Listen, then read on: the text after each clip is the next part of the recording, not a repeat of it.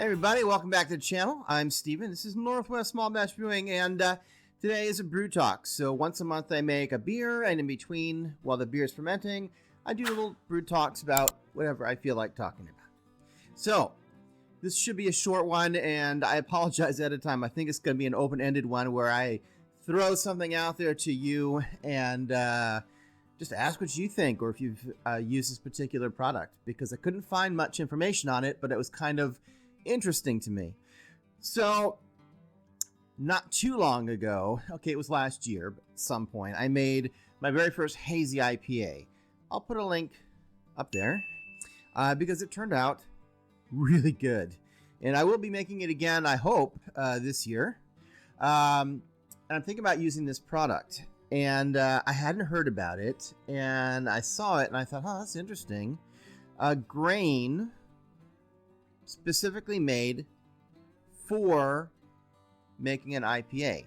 Now, it doesn't make sense to me because, I mean, how's the grain going to really, affect it? So this is a base grain, which means that it can be used for the entire base grain of your IPA. It's from a company called Gambrinus, and I may be saying that wrong. I don't know. Just the way it looks to me on paper. And so it's Gambrinus IPA malt. So it has the name IPA. It specifically is for making IPA. They quote say on their website, it is tailor-made to combine or to complement a West Coast IPA. So not for a hazy. They're very particular. And of course, the beer that I'm thinking of is a hazy, but I might try it with a hazy anyway, just for the heck of it. I got to be honest. Well, let me get through this and I'll tell you my initial thoughts on this. So they also say that it has, so here's the profile, right? They say it has a balanced sweetness. Now, I don't understand this part that's coming next because I don't think this can be in the grain, but they say it's piney, juicy, tropical. I think that what they're saying is that it works well with a piney, juicy, tropical hop profile. I think that's what they're trying to say. I don't know how you get those flavors in a base grain, right? They say it's bready. It's grain, right? Toast. Again, it's a grain. Nutty, grainy. Yeah, so all these are like what you'd expect you'd assume a grain would have those kinds of flavors, right? They also say you can use this grain for making cream ales, golden ales, blonde ales, and even Helles lagers. Okay. I really don't make a whole lot of any of those. So I would probably only get enough to try it in an IPA. Here's where it gets interesting to me.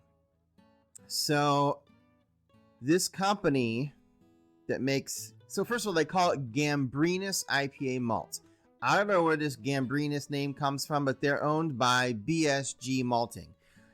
I always thought BSG was a Canadian malting company, and maybe it is, but man, it's complicated. So BSG says that their ingredients come from the Columbia, I didn't quite say the Columbia Basin, just the Columbia, I don't know. But by the way, if you're not from the Pacific Northwest, the Columbia Basin goes through like the Pacific Northwest, Portland, Washington, all the way up like through almost Idaho or whatever, and up into British Columbia. The river starts in Canada. So saying it's in the Columbia Basin could mean anything, really. And in this case, BSG, they do have warehouses all over the country. They do happen to have a warehouse apparently up in Vancouver, Washington, which is right across the river from where I live in Portland. And they also do have, as I was saying, warehouses up in Canada. They do have BSG hops in Vancouver, which I had never heard of living here. So I don't know that it's really advertised that well, because up here we hear about Yakima Chief and Yakima Valley hops, but I have not heard of BSG hops up here. It's not something that's really well known that I'm aware of. So that's BSG, I think there's a little bit of strangeness there because you've got Gambrinus, but then they're owned by BSG. Guess what? BSG is owned by RAR. I just like the name. RAR. Oh, so back up. So BSG, I think if you go to their contact us, it says it's in Minnesota. So I have a feeling BSG's headquarters are in Minnesota. So there's a lot of fake advertising there when they're talking about the Pacific Northwest when they are based out of Minnesota. Then you have RAR. RAR owns BSG. So now we're 3 levels deep, right? Because you've got Gambrinus, which is owned by BSG, which is owned by RAR. RAR's headquarters is listed in Minneapolis.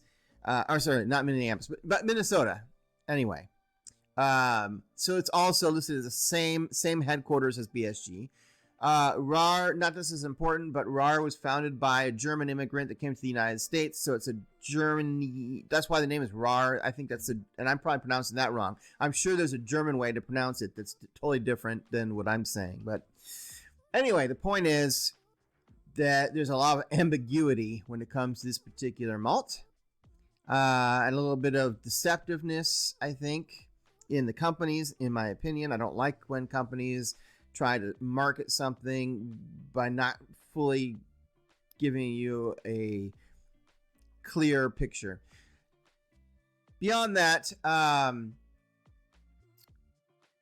don't think, I told you I was going to give my personal opinion. I personally think this is just 2-row. It's just a 2-row, and this is all marketing. My opinion on this is the same as any other 2-row. They just slap this name on it for marketing. Because if someone, you know how popular IPAs are, right? No matter whether it's a hazy or West Coast IPA or whatever variety, IPAs are the hot beer. They have been for a long time.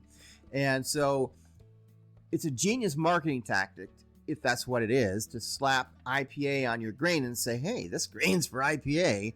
People are going to buy it because they're going to see that and go, man, this will make my IPA better. This is what I should use, right? Nobody else is making a grain that's called an IPA grain. So I don't know. I just haven't read anything about it that makes me feel like it's any different than any other 2-row. I couldn't find anybody talking about it. There is a 1-hour podcast by Craft Beer and Brewing out there where they talked about it. And I tried to start to listen to it. But I've got to be honest, it's nothing against those folks over there. I just don't have time to sit down for a 1-hour podcast and dedicate to that. So maybe at some point I'll be able to kind of listen to it as, if I get time. But unfortunately, I couldn't make it happen. So it is out there. So I'm curious what they have to say, but I haven't had a chance to really dedicate time to listen to it. Anyway, that is all I have. I just was curious what you guys think. Have any of you come across this grain? Have you used it? What do you think? If I can get my hands on it, I may try and get some the next time I make my hazy and see if I notice anything different. Anyway, I hope that was interesting. I'll be back in another week with another video. And until then, keep on brewing.